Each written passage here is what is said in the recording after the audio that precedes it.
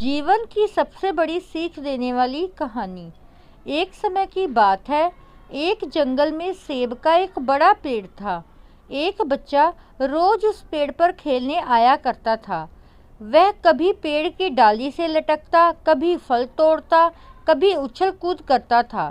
सेब का पेड़ भी उस बच्चे से काफ़ी खुश रहता था। कई साल इस तरह बीत गए। अचानक एक दिन बच्चा कहीं चला गया और फिर लौट के नहीं आया। पेड़ ने उसका काफ़ी इंतज़ार किया पर वह नहीं आया। अब तो पेड़ उदास हो गया था। काफ़ी साल बाद वह बच्चा फिर से पेड़ के पास आया, पर वह अब कुछ बड़ा हो गया था।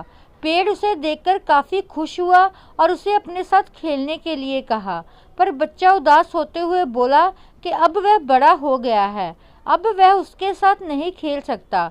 बच्चा बोला कि अब मुझे खिलौनों से खेलना अच्छा लगता है, पर मेरे पास खिलौने खरीदने के लिए पैसे नहीं हैं।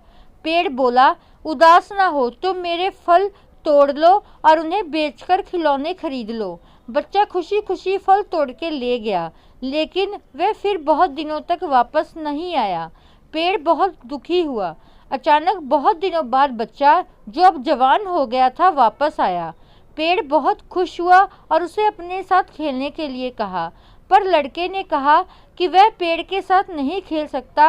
अब मुझे कुछ पैसे चाहिए, क्योंकि मुझे अपने बच्चों के लिए घर बनाना है। पेड़ बोला, मेरी शाखाएं बहुत मजबूत हैं, तुम इसे काट कर ले जाओ और अपना घर बना लो। अब लड़के ने खुशी खुशी सारी शाखाएं काट डाली और लेकर चला गया।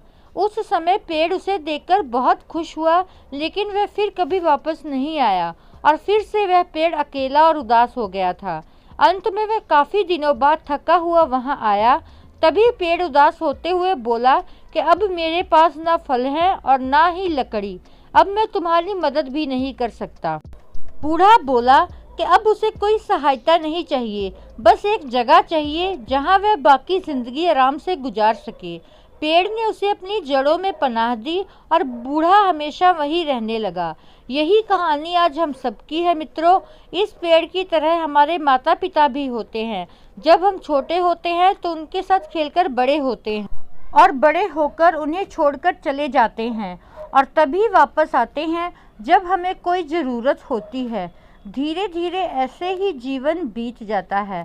हमें पेड़ रूपी माता पिता की सेवा करनी चाहिए, ना कि सिर्फ उनसे फ़ायदा लेना चाहिए। दोस्तों, अगर ये स्टोरी आपको पसंद आई है तो प्लीज़ चैनल को सब्सक्राइब ज़रूर कर दीजिएगा। Thank you.